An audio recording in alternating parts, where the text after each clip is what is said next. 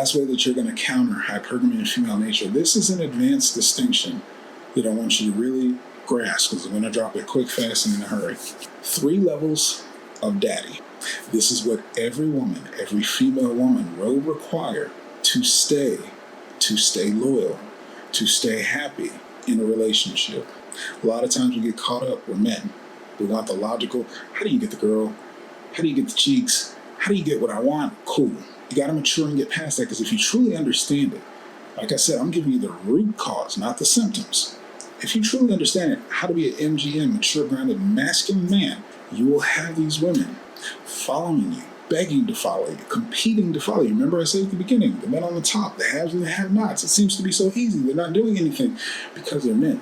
That is attractive. That is what women want. And that is what women will fuck what they say, go for, do, and act for. Because these masculine traits are showing up, and they don't have to tell a masculine man how to be a masculine man. Even if he's not in their best interest, they'll follow that because it allows them to relax. It feels good. It's an experience. All the things that I told you that they need to be daddied on 3 levels. And if you don't hit these 3 levels, fellas, I don't care if you found you a good one. I don't care if you've been together for years. I don't care if you've got kids. I don't care if it's been decades. You can be coming up on your 30th anniversary. It's never too late. They will want to get back on these streets. Why hypergamy? It gets boring. You don't understand them, and you're not giving them what they need. So they need these 3 levels to be daddied in. Remember, daddy is the authority. First level, first arena is the bedroom. You got to give her a good fuck. You got to know how to lay it down. And I want to be responsible when I say that, because this generation nowadays, that may be something that you're just hearing about, like porn and stuff. No. Passionate, intense, exciting. She needs to feel you, feel your presence, feel ravished, feel taken, feel the animalistic release of your sexual desire. So there's nothing inside of that about not being sure, nothing inside of that worried about, asking permission for don't get me wrong, adulting consent, and she wants you to have her.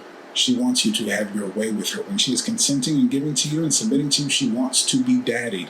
This is the primary space, the first space. It's the lowest level, but it is the first space. If not held down, it is just a matter of time. If you ain't scratching that itch to give her what she needs, just give it time. She will find somebody who will. And in her mind, make it okay, make it truthful, and love the shit out of you and stay with you. But that loyalty, that exclusivity, if you can't hold it down in the bedroom, I don't know what you're expecting in a life commitment. First level, you have to daddy her in the bedroom. Second level, you have to daddy her with your resourcefulness. And I say this resourcefulness, not resources, not money, not just provision. This is not paying all the bills. She needs to see your resourcefulness. She needs to see if a car breaks down, you can change a tire, change some oil. She needs to see that if times are hard, you can rub some pennies together to make 15 cents. You feel what I'm saying? She needs to see your resourcefulness. She needs to know that you're going to do whatever is needed. Zombie apocalypse happens. It doesn't matter if it's reality. It doesn't matter if it's true. But she needs to feel, to get the sense of you are resourceful. You will find a way to make it work. If she's got to do her part, you'll keep her on track and give her her part. Go and do your part. Put it together. We make it happen. She needs to see that you're resourceful. When she sees that, and then she knows that when it comes to resources, daddy's got it. Your baby girl, your daughter. I've got 2 daughters. They don't know how I pay the bills. They don't know how I keep the lights on. They don't know when the phone bills due. They don't know any of that stuff. That is not their lane. If they ask me for some money, I'm going to tell them no, and I'm not going to give it to them because I'm paying these bills over here. Because I'm going to have you some dinner later on today. That's where they need to be daddied. Oh, you got it. It's taken care of. And in my best interest, your resourcefulness. They need you to daddy in the bedroom. They need you to daddy with the resources. Because if she's got to step into her masculine to go make it happen, like I said, you can give her the plan and she can do her part because she believes and follows your vision. That doesn't even necessarily mean that you're working. I'm not saying you want to set it up that way, but the context is your resourcefulness will put together a plan. But if she's got to figure out from scratch what to do, how to do, when does it end, what's he going to do, where's this going to go? Oh, no. That's way too much masculine over there for her. She needs to be daddied. Like the little girl bouncing on your knee, oblivious to everything else going on in the world. She wants to turn her mind off. Do that for her. She'll never leave. And last but not least, this is the big stretch just for men of this generation. spiritually. She needs to be daddied. And I say that however you listen for it, literally as the father of the village, father of the congregation. And I'm not talking about just a religion, but being tapped into, submitting to a higher source, understanding that you, as a man, have to give back, have to provide into the cyclical nature of things. You were poured into from those who came before you. You need to pay it forward and pay into the next generation.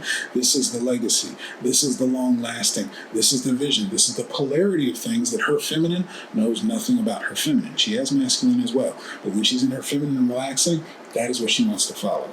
A dream, a desire, a plan that will be fulfilled by a leader. And that's how you've got to move. When you do that, that's what gives you the courage, the demonstrated competency, the confidence. All of those things show up because you were submitting to a higher power. Through Christ, all things are possible.